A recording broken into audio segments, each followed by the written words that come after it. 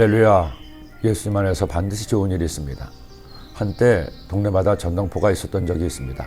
서민들이 급전이 필요할 때 은행 문턱은 높고 담보할 만한 땅도 집도 없으면 집에 있는 각종 물건을 저당을 잡고 돈을 빌리는 곳이 전당포였습니다.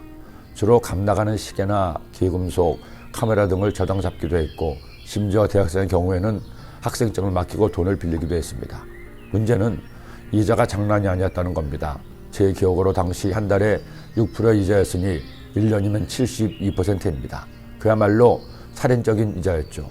요즘은 한 달에 2%, 법정 이율은 연 20%라고 합니다. 이외에도 돈을 빌려주는 것은 도처에 있습니다. 은행뿐 아니라 제2금융권인 새마을금고나 저축은행, 그 외 이자율이 훨씬 높은 사설 대부업소들도 있습니다. 그런데 이런 대부업을 2500년 전 예루살렘에서도 하고 있었습니다. 그것도 같은 유다 사람끼리 돈을 빌리고 빌려주는데, 문제는 이자율이 너무 높은 겁니다. 이자를 채 갚지 못하는 바람에 자녀를 종으로 파는 일까지 생겨나 원성이 자자했습니다.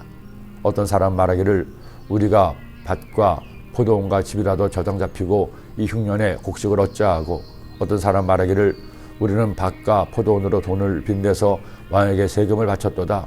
우리의 육체도 우리 형제 육체와 같고 우리 자녀도 그들의 자녀와 같거늘 이제 우리 자녀를 종으로 파는도다.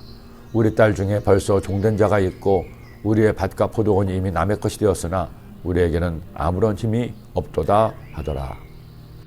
이 말을 들은 느헤미야는 분노했습니다. 돈도 힘도 있는 부자들이 돈도 힘도 없는 같은 백성의 고의를 빠는 것에 분노했습니다. 하지만 그는 바로 반응하지 않았습니다. 깊이 생각한 끝에 그들을 벌하는 것이 아니라 그들이 스스로 마음을 돌이키도록 설득했습니다. 이자를 받지 말고 이미 받은 것들을 돌려주라고 했습니다. 그들은 느헤미야의 말에 이처럼 반응했습니다. 그들이 말하기를 우리가 당신의 말씀대로 행하여 돌려보내고 그들에게서 아무것도 요구하지 아니하리이다 하기로, 내가 지상들을 불러 그들에게 그 말대로 행하겠다고 맹세하게 하고, 그리고 느헤미야는 방백들과 부자들을 건면한 것으로 그치지 않았습니다. 자신도 돈과 양식을 빌려주었지만 이자를 받지 않았습니다. 한 걸음 더 나아가 그는 12년 동안 유다의 총독으로 있으면서 유다 백성들에게 자신을 위한 세금을 거두지 않았습니다. 당연히 세금을 거둘 수 있음에도 걷지 않은 이유는 바로 이것이었습니다. 매일 나를 위하여 소 1마리와 살찐 양 6마리를 준비하며 닭도 많이 준비하고 열흘에 한 번씩은 각종 포도주를 갖췄나니, 비록 이가 차였을지라도 내가 총독의 녹을 요구하지 아니하였음은 이 백성의 부역이 중함이었더라. 느헤미야가 총독으로 있던 12년은 유다 백성들에게 축복이었습니다. 성벽이 무너지고 성문은 불타버려 외적이 침입할 때마다 속절없이 당하였던 그들에게 느헤미야는 구세주와 같았습니다. 모든 백성의 마음을 하나로 묶고 성벽을 재건할 뿐만 아니라 그들을 해치려는 무리들을 대비해서 철저하게 준비했습니다. 그리고 돈에 대해서도 청렴함을 보였습니다. 권력 있다고 도움을 탐하지 않았습니다.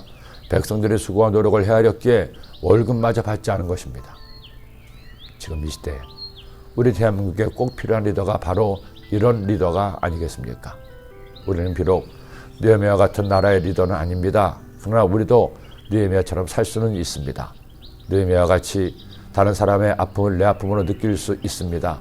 아니, 느껴야 합니다. 느헤미야 같이 살아 깊고 잘 계획해서 실천할 수 있습니다. 그리고 내가 가진 힘을 함부로 사용하지 않고 오히려 청렴 결백한 삶을 살 수 있습니다. 나의 삶의 자리에서 내가 느헤미야처럼 산다면 하나님이 얼마나 기뻐하실까요? 지금 그렇게 살고 계십니까? 기도드립니다. 하나님 아버지, 느헤미야 같이 매사에 솔선수범하게 하시고 하나님께서 기뻐하시는 의로운 삶을 사는 주의 자녀들 되게 하여 주옵소서. 예수님의 이름으로 기도드립니다. 아멘.